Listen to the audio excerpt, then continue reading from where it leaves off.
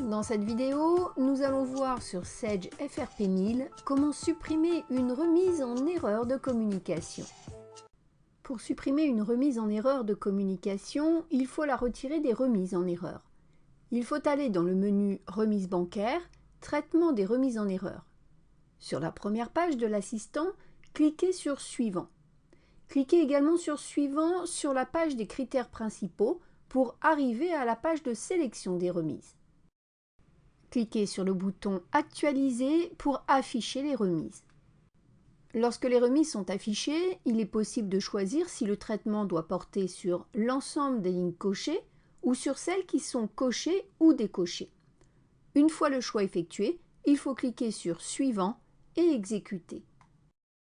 La remise est sortie des erreurs de communication et elle est de nouveau prête pour être envoyée à la banque ou, comme dans le cas présent, être supprimée.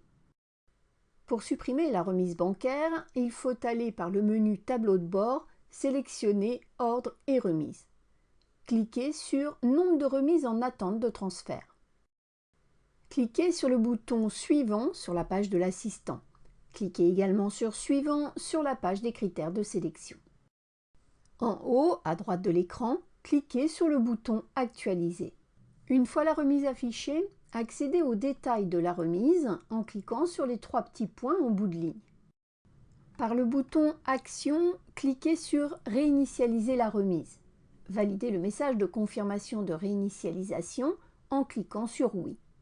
Pour prendre en compte le traitement, vous devez cliquer ensuite sur le bouton Enregistrer.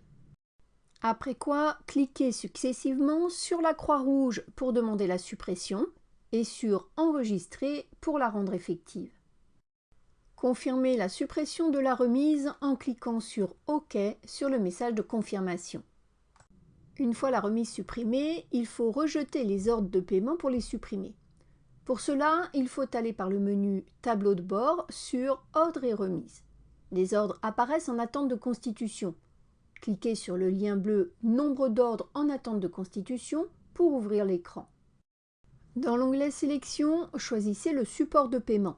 Dans notre cas, virement SEPA. Demandez ensuite par le bouton Action à voir tous les ordres.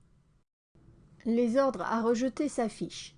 Sélectionnez le traitement uniquement sur toutes les lignes.